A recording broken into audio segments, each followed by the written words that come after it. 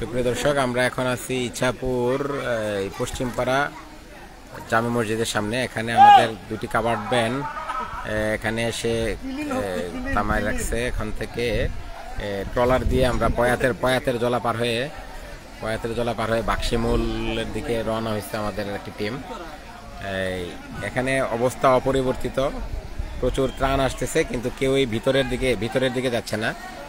আপনারা দেখতেছেন রাস্তার উপরেই পানি, অনেক ট্রলার, কিন্তু নৌকার অভাবে আপনার যেভাবে পারতেছে ওভাবে আশেপাশে দিয়ে চলে যাচ্ছে। নৌকার অভাবে আপনার ভিতরে যাওয়া যাচ্ছে না। আমাদের একটি ট্রলার, এটা থেকে দিয়ে প্রায় 50-60 প্যাকেট নিয়ে রওনা হচ্ছে। তো এক্ষেত্রে আমাদের মূল সমস্যা যেটা, আমাদের আরও যদি নৌকা বা ট্রলার হইতো, তাহলে আশেপাশে যে বাড়িগুলো এখানে কাভার করা যেত। এরা ঢাকা থেকে আসছে, ঢাকা থেকে টিম আসছে।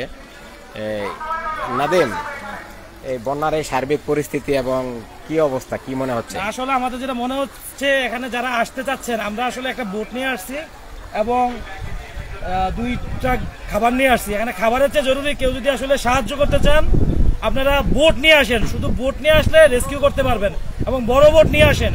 এখানে বোট নামানোর কোনো প্রবলেম নাই। অনেকে বলবে যে আসলে বোট আসলে নামানো যায় না, কিন্তু যদি একটু খরচও হয়, আপনি বোটের পিছনে খরচ করেন, মানুষ উদ্ধার করেন।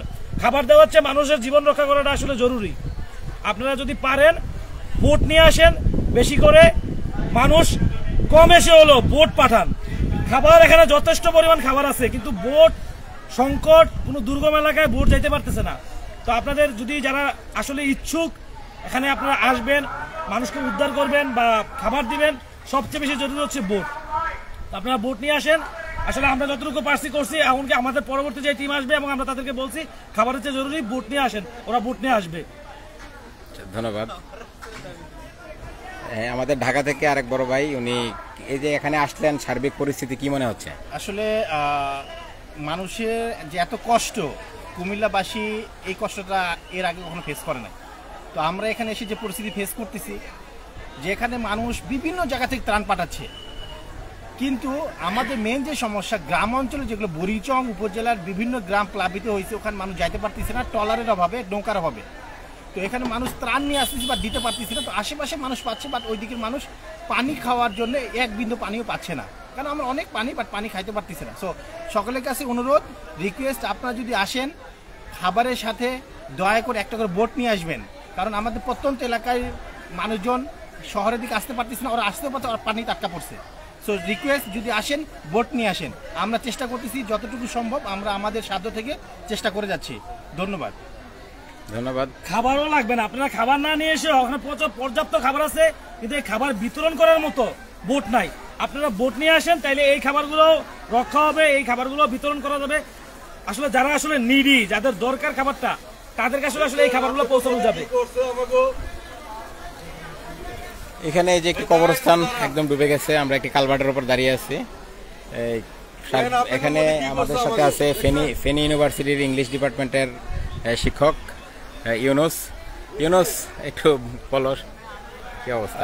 আসলে আমার অভিমত হলো, এখানে খাবার আসতেছে প্রচুর, তবে যেখানে পৌঁছার কথা সেখানেই পৌঁছানো টার্গেট নিয়ে আসতে হবে। সেজন্য অবশ্যই বোটের দরকার, যাতে একেবারে প্রত্যন্ত অঞ্চলে পৌঁছানো যায়। কারণ দেখা গেছে যে যেখানে খাবার বিতরণ করবে, মানে মূলত যেখানে ট্রাক লরি রাখা হয় লোড আনলোডের জন্য, ওই আশেপাশেই বেশি করে মানুষ পাচ্ছে, কিন্তু যাদের অ্যাকচুয়াল প্রয়োজন তারা পাচ্ছে না।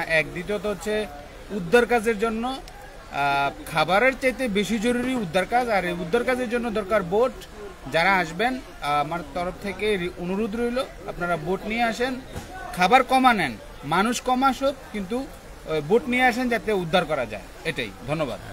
ধন্যবাদ ইউনুস। আপনারা যেটা শুনলেন, এখানে খাবার পর্যাপ্ত আছে, যারাই ত্রাণ নিয়ে আসতেছে সারাদিন অপেক্ষা করতেছে, কিন্তু প্রত্যন্ত অঞ্চলে যাদের আসলে খুবই দরকার, তাদের কাছে ত্রাণটা পৌঁছছে না। তো আশেপাশে বাধ্য হয়ে তারা আশেপাশে কোনো আশ্রয় কেন্দ্রে বা কোনো আশেপাশের বাড়িঘরে দিয়ে তারা চলে যাচ্ছে, কিংবা কোনো মসজিদের মুয়াজ্জিন বা খতিবের কাছে এটা খাবারটা রেখে চলে যাচ্ছে। কিন্তু এক্ষেত্রে তাদের যেই মানে মনের পরিতৃপ্তিটা তারা পাচ্ছে না। তারা চাচ্ছে যে ম্যাক্সিমাম ইয়ার সাথে আমার কথা হয়েছে, তারা চাচ্ছে যে আপনার একদম গ্রামে গ্রামে গিয়ে প্রত্যন্ত যাদের প্রয়োজন আসলেই প্রয়োজন তাদের কাছে ত্রাণটা পৌঁছানো। কিন্তু এক্ষেত্রে প্রতিবন্ধকতা হলো গ্রামের রাস্তায় কোমর সমান, কোথাও বুক সমান পানি, তো প্যাকেট নিয়ে ওগুলো হেঁটে যাওয়া সম্ভব না। এক্ষেত্রে দরকার ছোট বড় বোট। তো এক্ষেত্রে প্রশাসনের কোনো সহযোগিতা আমরা পাচ্ছি, তারা পাচ্ছে না। তো এক্ষেত্রে আমাদের সাথে আছে বাংলা ডিপার্টমেন্টের, কুমিল্লা বিশ্ববিদ্যালয় বাংলা ডিপার্টমেন্টের সহকারী অধ্যাপক রাজু, নূর মোহাম্মদ রাজু। এখানে সার্বিক পরিস্থিতিতে প্রশাসনের কার্যক্রম নিয়ে আপনি একটু বলেন। প্রশাসনের কার্যক্রম বলতে আসলে আমরা দেখেছি